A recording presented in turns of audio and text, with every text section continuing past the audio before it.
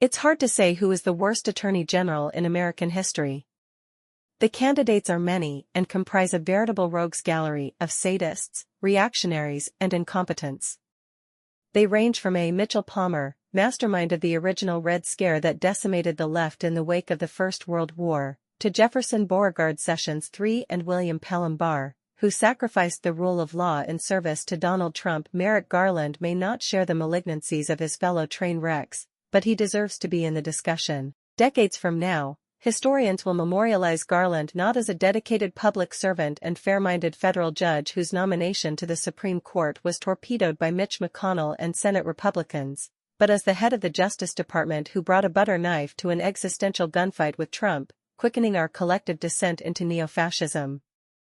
After his appointment to helm the DOJ, Garland had one overarching mission: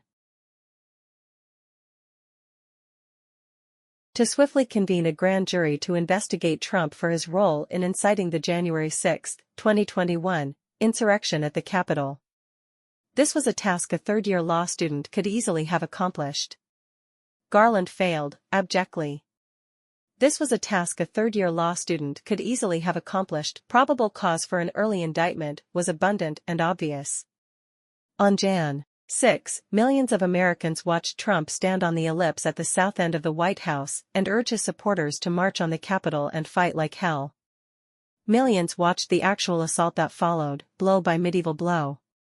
Even the corrupt McConnell, who voted to acquit Trump in his second impeachment trial in February 2021, declared on the Senate floor, "There's no question, none, that President Trump is practically and morally responsible for provoking the events of the day, January 6. Instead of targeting Trump and his chief lieutenants immediately, Garland set out to arrest and try the foot soldiers of the uprising. And while he did a commendable job in that respect, eventually charging more than 1,500 with federal crimes, he dithered on Trump until November 2022, when he appointed Jack Smith as a special counsel to probe Trump for the insurrection and absconding from the White House with a trove of highly classified documents. By then, it was too late. Although Smith secured an indictment of Trump in Washington, D.C. for conspiracy, obstruction, and election subversion on August 1, 2023, the indictment was gutted by the Supreme Court, Trump v.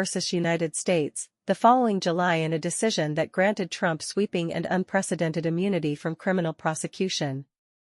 Written by Chief Justice John Roberts, a lifelong conservative activist with an undeserved reputation as a judicial institutionalist, the ruling is arguably the worst edict handed down by the High Court since the Dred Scott case of 1857.